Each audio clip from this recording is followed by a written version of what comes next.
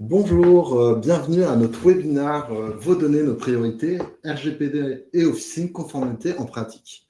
L'idée, c'est que, comme si vous nous connaissez chez Apodis, c'est de faire un webinaire assez court et synthétique et assez convivial, entre 12h35 et 13h. On va essayer de tenir l'objectif. Donc aujourd'hui, je suis accompagné de Raphaël Buchard, qui est avocat de formation et CEO de DPO, qui vous expliquera pour ceux qui ne me connaissent pas, je suis Baudouin, pharmacien, cofondateur d'Apodis. Donc l'idée aujourd'hui, n'hésitez pas à poser des petites questions, on prendra toutes les questions à la fin. Donc dans le petit chat en bas à droite ou au niveau questions. N'hésitez pas. Donc là, effectivement, voilà le plan de la présentation. On va parler du RGPD, des essentiels, quoi. Raphaël va nous expliquer. Qu'est-ce qu'un responsable de traitement et un sous-traitant? On fera un focus sur la conformité des officines de manière générale, et puis on parlera d'Apodis à la fin. Donc, avant tout ça, je vous présente rapidement Apodis pour ceux qui ne connaissent pas, parce qu'on a invité tous les pharmacies, mais Apodis, nous, on a développé Apodis pour nous faciliter notre vie en tant que titulaire dans les missions. Je ne dis plus de nouvelles missions, dans les missions de vaccination, faire les entretiens, gagner du temps à faire du conseil au comptoir. Donc, on a un petit logiciel qui permet de traiter toutes nos données et de pouvoir faire du conseil au comptoir. Donc, pour ceux qui ne connaissent pas, n'hésitez pas à demander une petite démo. Je te laisse te présenter, Raphaël, et je t'écoute avec impatience. Merci beaucoup Baudouin et merci Apodis. Bonjour à toutes et à tous. Merci pour l'invitation. Donc effectivement Raphaël, dans une ancienne vie, comme tu l'as dit Baudouin, moi j'étais avocat donc spécialisé en tout ce qui est nouvelles technologies, RGPD et nouvelles technologies. Et j'ai cofondé donc DPO il y a maintenant 4 ans. Donc DPO, en fait, nous sommes le deuxième DPO externalisé de France. Donc ça veut dire délégué à la protection des données. Donc en gros, on est l'architecte, le chef d'orchestre de la protection des données de nos clients. Nous avons notamment comme client, évidemment, Apodis, mais vous avez un certain nombre d'exemples aussi de clients qu'on accompagne dans la santé, parce qu'effectivement, on a un pôle santé, nous, spécifique, avec plus de 150 clients et des structures assez connues dans le domaine. Du coup, alors, Raphaël, je veux que tu vulgarises énormément. Qu'est-ce que c'est le RGPD? Parce que pour moi, le RGPD, entre nous, de temps en temps, RGPD dit beaucoup administratif, complexe, difficulté. Donc, pour moi, c'est quelque chose de bienveillant autour des patients. Donc, je te laisse me décrire le RGPD de manière simple. On est tous envie d'être conformes au RGPD. Voilà. Oui, tu as raison. En fait, c'est intéressant parce qu'on entend beaucoup effectivement de choses sur le RGPD, que ça serait une contrainte, que c'est compliqué, que ça pose des problèmes. Alors qu'en fait, le RGPD, son objectif, il est quand même simple, sans entrer dans les détails, donc en vulgarisant, en fait, il nous protège tout simplement et il est garant d'un système presque démocratique. Il vous permet de garder le contrôle sur vos données, vous en tant que citoyen, et vous en tant que pharmacien ou tout type de structure, de garder le contrôle sur les données de vos patients. Et je donnerai un exemple juste très intéressant aujourd'hui, que j'ai vu aujourd'hui, qui est sorti de la CNIL. C'est une augmentation des violations de données, de ce genre de choses, et qui est quand même, donc il y a une explosion de ces problèmes, et qui sont quand même très limités avec le RGPD. Et en fait, respecter le RGPD permet, en fait, est une protection et permet de vous protéger contre d'autres risques et contre des risques qui peuvent être problématiques. Et pour finir, je dirais une dernière chose qui est très intéressante et qu'on ne sait pas forcément, c'est que le RGPD, Cocorico, c'est un peu. Déjà, ça vient d'abord de la France, toujours sympa de le savoir. À l'origine, on était les premiers au monde. Et en fait, ça s'est développé jusqu'à devenir européen. Et maintenant, c'est un tel succès, et c'est devenu tellement important aux yeux de tout le monde que vous le voyez, une influence mondiale. Il y a de nombreux pays qui le mettent en place et qui commencent à copier le RGPD. Et ça se développe de plus en plus. Donc, merci. Ouais, j'espère que c'est assez clair. C'est quelque chose qui nous protège en tant que patient, en tant que citoyen. Et quand on traite les données, de se mettre en conformité, tout le monde est responsable pour moi et tout le monde met des procédures et des process pour que ça soit simple et efficace et tout le monde est légitime. D'ailleurs, Baudouin, je me permets de te donner une illustration que j'ai vue l'autre jour. J'ai fait un test pour m'amuser. Si vous êtes, par exemple, américain et que vous êtes donc vous utilisez des outils américains, vous n'êtes pas protégé par le RGPD. Une entreprise a le droit de faire n'importe quoi avec vos données et elle peut les vendre à qui elle veut. Elle peut les transformer dans n'importe quel sens qu'elle veut. Et on voit bien que nous, ça nous choque. On n'a plus cet esprit-là. Et je te donne une illustration que je trouve intéressante qui montre bien concrètement l'intérêt du RGPD. C'est par exemple, tu prends une photo, par exemple, je sais pas, sur les réseaux sociaux, on va avoir des gens qui vont faire des petits photomontages, on te reconnaît sans te reconnaître, et puis tu as un pseudo, donc on ne peut pas te reconnaître comme ça. Tu prends la photo, tu la mets sur un chat GPT, il est capable normalement de te retrouver. Sauf que si tu essayes, il va te dire, j'ai pas le droit parce que le RGPD m'interdit de le faire. Donc, c'est-à-dire dans d'autres pays, tu prends la photo de quelqu'un que tu as rencontré sur Internet, qu'elle soit malveillant ou pas, de toute façon, peu le problème, peu importe. Tu la mets dans un outil d'IA qui n'est pas soumis au RGPD, il peut te trouver la personne. Donc, on voit, par exemple, rien que ça, toutes les implications graves que ça peut avoir. Ouais. Du coup, vive l'Europe. Donc l'idée, Ouais. on va rentrer un peu dans la technique, parce que comme nous, à Pedis, on se positionne comme sous-traitant, parce que nous, voilà, le responsable de traitement, c'est le pharmacien, parce que nous, on va sous-traiter, le pharmacien nous sous-traite les données pour bosser sur les missions des pharmaciens, hein, en gros. C'est comme ça, moi, à Pedis, on ne va pas les envoyer à quelqu'un d'autre parce qu'on n'est même pas responsable de traitement et on s'engage en tant que sous-traitant. Donc, c'était important pour nous que tu nous fasses bien la définition qu'est-ce qu'un responsable de traitement ou un sous-traitant, parce que sous-traitant, tu vois, dans la conscience collective, sous-traitant, c'est je suis un sous-traitant, je me dédouane, je ne m'occupe pas de vous. Donc, on veut, explique-nous, c'est quoi la différence? Ouais. Alors, effectivement, en fait, il y a ces deux typologies de personnes, le responsable de traitement, le sous-traitant. Et ça, comment dire, le sous-traitant, il va plutôt, par moment, poser des outils, c'est plutôt des outils métiers, hein, aux outils techniques. Donc, il y a Apodis, vous avez les hébergeurs et compagnie. La grande chose qu'il faut bien comprendre, c'est que c'est pas les données que traite Apodis ne sont pas ces données, ce sont les vôtres. Et tout à l'heure, on parlait de garder le contrôle. Grâce au RGPD, vous gardez le contrôle sur vos prestataires et en fait, vous en avez en cascade. Apodis aussi va en avoir et en fait, vous gardez ce contrôle de chaîne sur les données de vos patients. Donc ça, c'est fondamental. Et en fait, à la fin, ce que je viens de dire, c'est que c'est quand même vos patients, c'est vos données, c'est vos bases de données. Donc qu'est-ce que ça veut dire? Ça veut dire que la responsabilité, elle est d'abord sur vous. Et en fait, le fait d'utiliser, vous, votre obligation, et d'utiliser et de recruter un sous-traitant qui est nécessairement conforme au RGPD. C'est une obligation. Et ça vous permet justement de transférer et d'externaliser une partie de la responsabilité sur ce qui relève du sous-traitant. Prenons Apodis, ça va être sur l'hébergement de ces données, ça va être sur la sécurité dans le cadre de son hébergement, dans ses fonctionnalités. Tout ceci va être externalisé chez eux. Et vous, comme vous aurez fait en amont la vérification que Apodis est conforme, ce qu'on verra de toute façon après, mais je ne peux le certifier puisque Apodis est chez nous. Eh bien, comment dire, vous avez externalisé cette problématique. Mais juste, ayez bien conscience que être responsable de traitement, donc c'est-à-dire celui qui est propriétaire de la donnée, euh, il a plusieurs missions. Et il y en a une qui est très connue, c'est l'information des personnes. Donc, par exemple, la petite politique de confidentialité, ce genre de choses. Ça, c'est pas Apodis qui va le faire pour vous. Donc, en fait, c'est pour ça qu'il faut être accompagné, se mettre en conformité, parce que vous avez différents points, mais le sous-traitant, lui, il va, pour sa mission, effectivement, prendre votre part de responsabilité sur ce sujet-là, mais c'est donc à vous, par contre, en amont, de vous assurer qu'il est conforme. Voilà.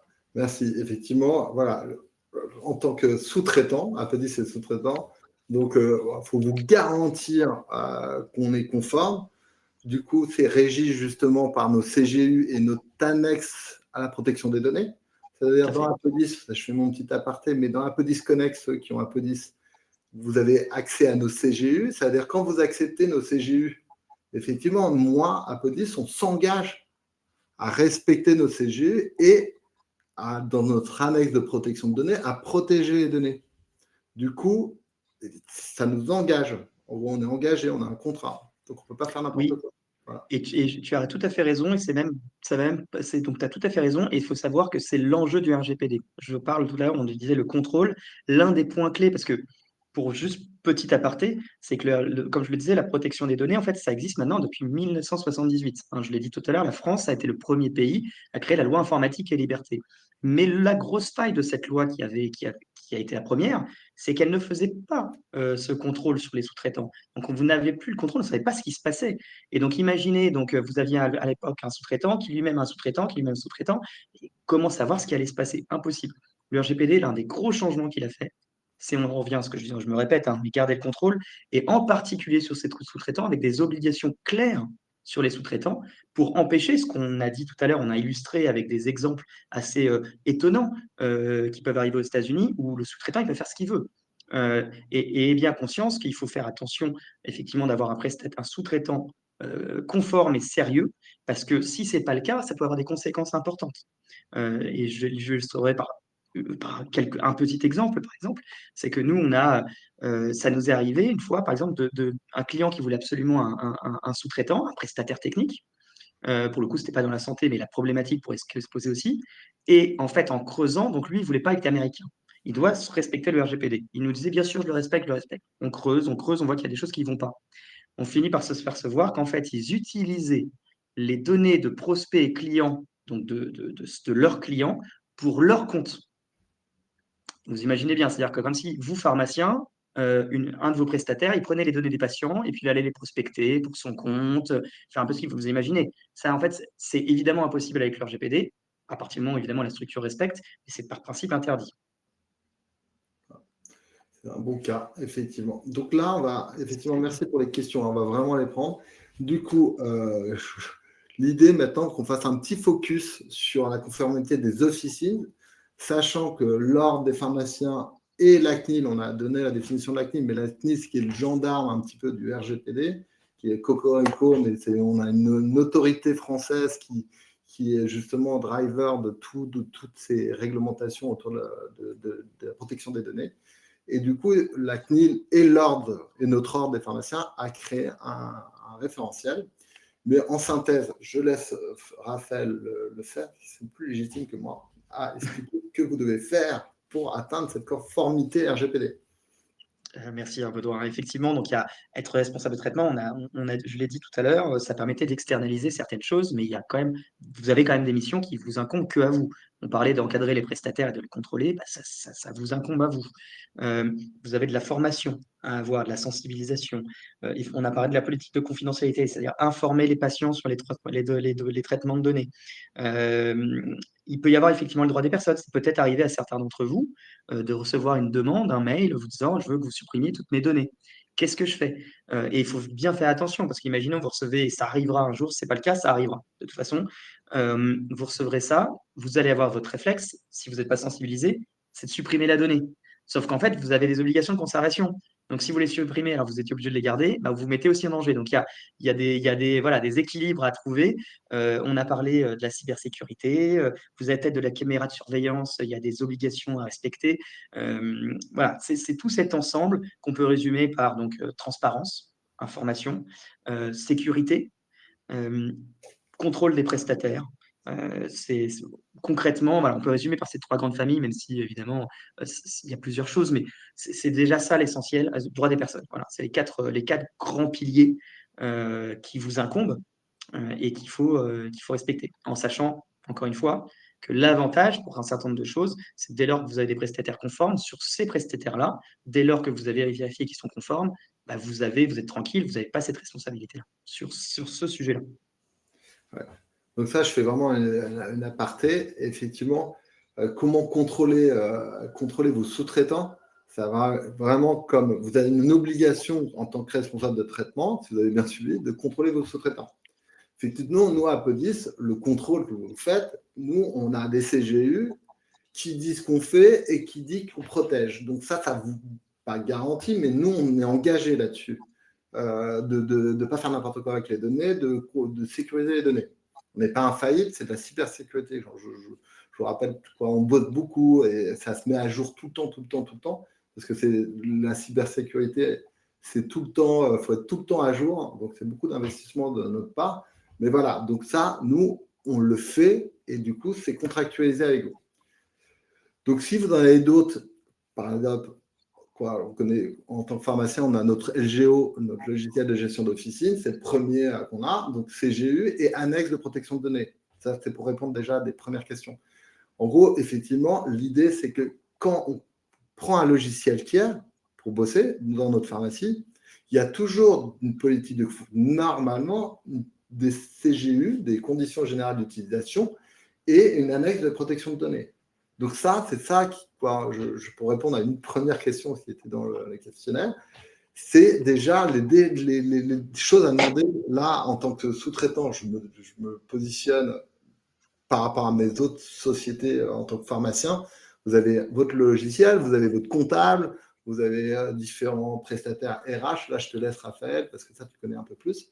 Mais je pense que vous faites une fiche de paye à vos salariés. Donc, ça, c'est des petits trucs importants. Vous faites des contrats avec je te laisse faire un petit aparté RH, mais je pense que les deux. Alors, tu as raison, parce que ça, merci Baudouin, je n'y avais pas pensé, alors que c'est moi qui t'avais dit qu'il fallait en parler en plus, donc je te remercie. C'est qu'effectivement, vous n'êtes pas au courant, parce que personne ne le sait, mais en fait, 30% voire plus des plaintes CNIL sont des plaintes RH. Voilà, donc en fait, en cas, parce que les salariés ont les mêmes droits RGPD que les consommateurs et citoyens et patients, et aujourd'hui, en cas de litige ou de précontentieux, ils n'hésitent pas, et les avocats à droit du travail n'hésitent plus à utiliser le RGPD. C'est très facile, surtout si on sait que sa structure n'a rien fait. Et ça va, par exemple, se traduire par je suis en procédure, par exemple, de licenciement. Je vais faire une demande de droit d'accès. On revient au droit des personnes, au droit d'accès à mes données. Et donc là, la question, c'est qu'est-ce que je donne? Et on a eu, nous, même des plaintes, pour vous donner une illustration, il n'y a pas longtemps, un mail qui a été envoyé dans le cadre d'un webinaire, pour le coup, et donc à une mailing list. Et en CC, au lieu d'être en CCI, ils avaient mis l'un des salariés en CC. Ce salarié a porté plainte à la CNIL. Et on a reçu une lettre de plainte de la CNIL. Donc voilà, pour vous dire qu'aujourd'hui, ça peut aller loin. Pour faire simple, la CNIL, elle voit RH, RGPD, vous recevez une lettre.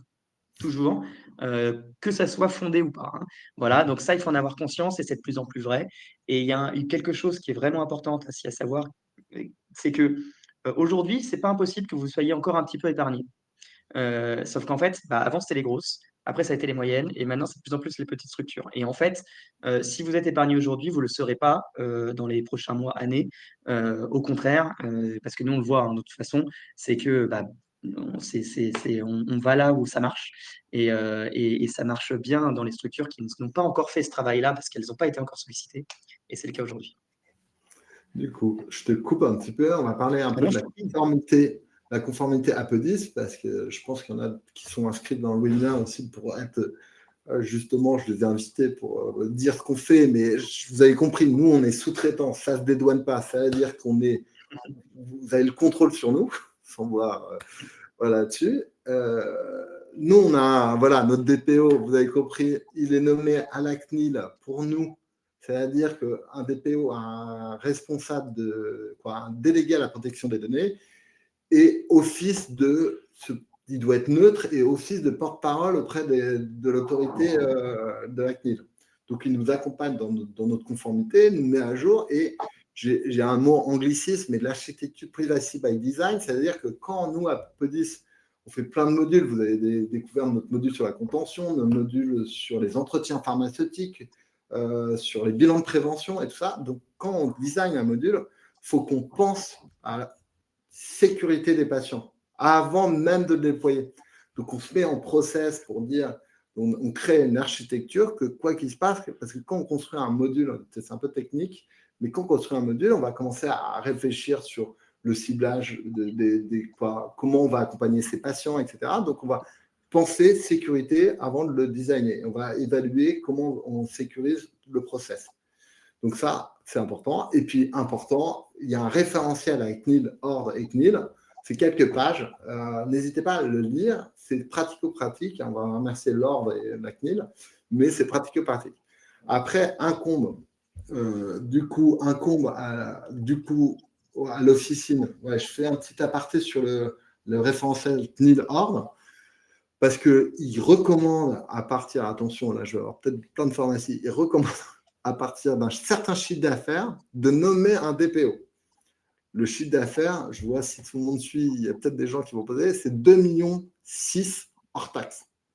Très bizarre, pourquoi? Je ne sais pas. Mais en tout cas, vous êtes obligé de, recommandé, obligé, je ne sais pas si c'est une obligation, mais d'avoir un DPO. Donc, là, j'ai fait ma petite aparté, mais sur Apodis aussi, pour vous garantir la sécurité, même si c'est mis si tout le monde suit, dans nos CJU, dans nos annexes de protection des données, voilà, nous, Apodis, on a un hébergeur de données de santé. C'est-à-dire quand on traite des données de santé, ça, vous le savez pas forcément, mais on utilise un hébergeur de données de santé. En gros, c'est des serveurs ultra sécurisés, mais qui ont un tampon qui est sanctuarisé, qui normalement est le plus infaillible possible, et c'est très coûteux, mais ça, c'est pas le sujet. Mais du coup, on a un hébergeur de données de santé. Après, comment on va, par exemple, cibler par exemple, sur nos modules autour de la donnée, on va regarder les patients asthmatiques et tout ça, on va faire demander un infogérant pour justement traiter les données pour vous, pour pouvoir faire des calculs pour les restituer dans Apodis, Connect ou Pro. Donc ça, c'est un infogérant. Donc nos développeurs demandent à un infogérant de traiter les données. Donc ça aussi, ils ont des agréments à la COFRAC, qui est un organisme.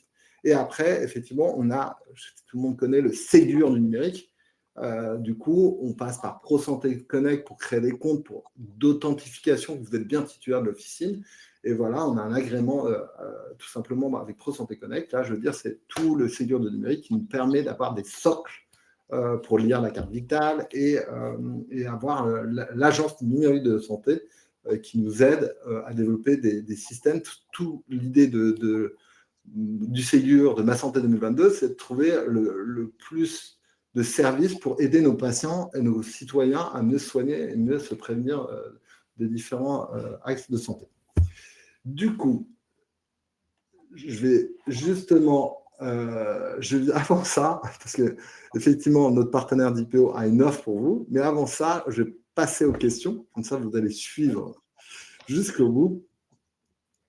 Alors, donc, merci Florence de toutes les questions, parce que j'en ai pas quelques.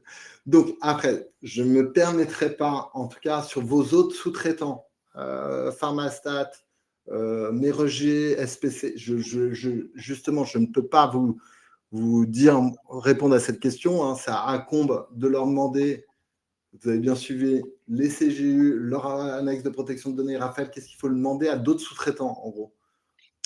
En fait, il faut qu'ils démontrent la preuve de la conformité, et c'est là que ça devient compliqué. Parce qu'effectivement, tu l'as dit, il y a 2 documents, mais en fait, ce n'est pas suffisant. Puisqu'il peut y avoir, ça arrive, hein, des structures qui vous disent, toutes les structures vous disent qu'elles sont conformes, mais dès qu'on creuse, en réalité, elles le sont si elles sont en capacité de le démontrer. Ont-ils un DPO, par exemple? Ont-ils un DPO nommé? Rien que ça joue, hein. C'est-à-dire qu'on vous dit, je suis conforme, mais je n'ai pas de DPO nommé et je suis dans la santé.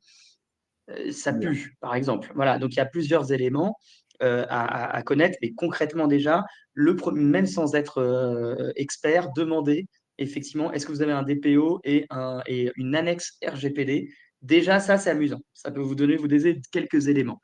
Voilà, déjà pour ça. Bah, du coup, après, un peu 10 questions pour nous. Je répète, je vous l'écris et je vous le répète. Vous en faites quoi des données? Dans les données, on les traite pour vous, pour faire les missions. Quand je dis missions, les entretiens, etc. Donc, en aucun cas, c'est sanctuarisé. Et si on ne le fait pas, on va en prison. Non, on peut aller en prison. Ouais. Alors, non, mais c'est intéressant que tu dis ça. Alors, personne n'est jamais allé en prison, même si en fait, dans le code pénal, il y a des choses sur l'utilisation des données, que ça pourrait arriver un jour. Mais déjà, tu serais bien embêté en termes de business pour toi, puisque effectivement, contractuellement, tu es engagé à traiter les données uniquement sur instruction du client. Donc, c'est en fait uniquement pour ce pourquoi il t'a sélectionné. Rien d'autre. Si ce n'était pas le cas, non seulement tu ne respectes pas le RGPD, mais tu ne respectes pas aussi ton engagement contractuel.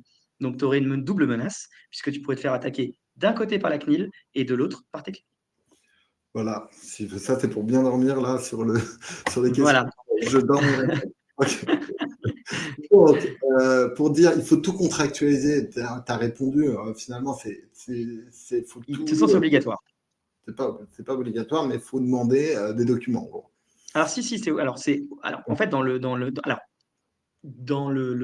avec un sous-traitant, le fait qu'il vous donne un engagement contractuel qui peut s'appeler annexe de protection des données ou, bon, on va dire, oui, accord de protection des données, en gros, dans lequel il s'engage à traiter vos données d'une certaine manière, est obligatoire. Mais pas de votre côté, c'est eux qui sont censés vous le fournir. Hein. Donc ça, c'est obligatoire de leur part. S'ils ne l'ont pas, vous savez déjà, carton rouge tout de suite. Hein. Ok. Donc ça, c'est donc ça, donc payer l'hébergeur, comment on peut se donc payer l'hébergeur. Effectivement, notre business model, comme vous avez pu le comprendre, on a des partenariats avec des laboratoires. Donc vous avez des petits modules en partenariat avec des laboratoires. Et effectivement, on a plutôt investi à Pedis et j'espère que vous pouvez souscrire à notre solution. Effectivement, on se rémunère par un abonnement quand vous souscrivez à Pedis. Mais effectivement, on a mis beaucoup, il y a des petits partenariats où c'est gratuit. Sur la rupture, par exemple, on vous dépanne quand vous avez des difficultés d'approvisionnement. Ça, c'est des petits modèles un peu gratuits. Donc, on se rémunère effectivement par les laboratoires partenaires qui souhaitent faciliter les nouvelles missions en pharmacie, donc des partenaires type par exemple des laboratoires sur la vaccination, etc. Ils ont tout intérêt à augmenter la couverture vaccinale. Ou c'est directement vous, comme titulaire, qui peut souscrire à notre abonnement. Du coup, tac. Je regarde si on a d'autres. Et juste pour préciser à Florent, je comprends votre point hein, sur le fait qu'il y a beaucoup de choses et beaucoup de choses à respecter. Je pense qu'il faut le prendre, si je puis me permettre, dans l'autre sens. C'est-à-dire que malheureusement, vous avez raison, il y a plein de choses et ça nous impose à tous. Et moi qui suis aussi dirigeant, j'ai le même sujet que vous. Hein. Mais en fait, là, il faut plutôt se dire, malheureusement, hein, on est dans un monde effectivement où on attaque beaucoup, notamment dans la cybersécurité, la malveillance. Aujourd'hui, elle touche beaucoup les données. Hein. C'est devenu l'un des premiers lieux d'attaque. Hein. Et donc, en fait, c'est un moyen de protection qui devient nécessaire. Et donc, en fait, c'est plutôt dans ce sens-là qu'il faut le prendre. C'est que malheureusement, effectivement, on est obligé de mettre des barrières et des protections pour pouvoir éviter des problèmes à l'avenir. Et donc, effectivement, merci. Baudin, tu veux que je le fasse? Je fais la recommandation, parce que la recommandation, effectivement, nous, on utilise DPO. DPO, effectivement, nous a aidé. C'est une plateforme simple d'utilisation. Parce qu'à Pedis, on est passé par plusieurs, justement, on existe depuis quelques années, on est passé par un avocat qui nous a donné tous les conseils du RGPD, on a fait des plateformes, des Excel, on a fait des process, ça fait longtemps, et on a rencontré le DPO qui nous a proposé quelque chose un peu ergonomique qui permet de sensibiliser nos équipes, parce qu'on a des développeurs, qui permet très facilement de se mettre en conformité. Quand je dis très facilement, c'est quand même un peu de boulot parce qu'il faut faire des procédures, il faut écrire, hein, voilà, tout simplement, et puis il faut mettre en œuvre ces procédures que nos développeurs mettent dans les contrats RH certaines clauses d'information qui sont nécessaires pour vos patients, pour votre personnel. Donc, je recommande parce qu'ils ont réussi à, je sais pas, à rendre quelque chose qui paraissait complexe à quelque chose qui est simple et bienveillant. Donc voilà, donc je te laisse du coup après l'offre en tant que telle, ça, je laisse défendre le budget à Raphaël, mais moi, je ne suis pas garant du budget. Mais voilà. Merci beaucoup, en tout cas, Baudon, effectivement, pour ce témoignage qui fait toujours plaisir et qui, effectivement, se retranscrit dans notre offre où nous, l'objectif, c'est de rendre les choses simples parce que, effectivement, et comme l'avait dit Florence, on a plein de choses à faire, on est tous déjà surchargés de travail et de problématiques. Et donc, ça fait une chose en plus qui peut être très, très lourde et qui peut être rendue très compliquée. Et effectivement, dans le monde du RGPD, on peut vite créer une usine à gaz avec le RGPD, alors qu'en fait, on peut aussi très facilement se protéger et pouvoir dormir sur ses deux oreilles. Et donc, nous, on a fait une offre spéciale pour vous, donc de 90 euros par mois avec 2 mois offerts si vous souscrivez avant le 21 mai. Et dans cet abonnement, donc on devient votre délégué à la protection des données auprès de la CNIL. Si jamais, donc on s'occupe déjà de tout. Si vous avez des questions, on y répond. S'il y a des problématiques avec la CNIL, on y répond. Le contrôle des prestataires dont on a parlé tout à l'heure, on y répond. Voilà, tout cet ensemble-là afin de faire en sorte que vous puissiez dormir sur vos deux oreilles au maximum. Voilà. Donc, n'hésitez pas à flasher le clear code. Il faut y penser, mais vous avez un rendez-vous direct avec le DPO. Voilà. Donc là, je laisse le temps. S'il y a d'autres questions, n'hésitez pas. Et puis, on est en retard de 5 minutes, mais on y est presque hein, sur le 13h pour reprendre notre activité tranquillement. Et du coup, il y a le lien aussi en rendez-vous. N'hésitez pas à cliquer le lien ou à flasher le clear code. Je vous laisse quelques secondes et puis on va.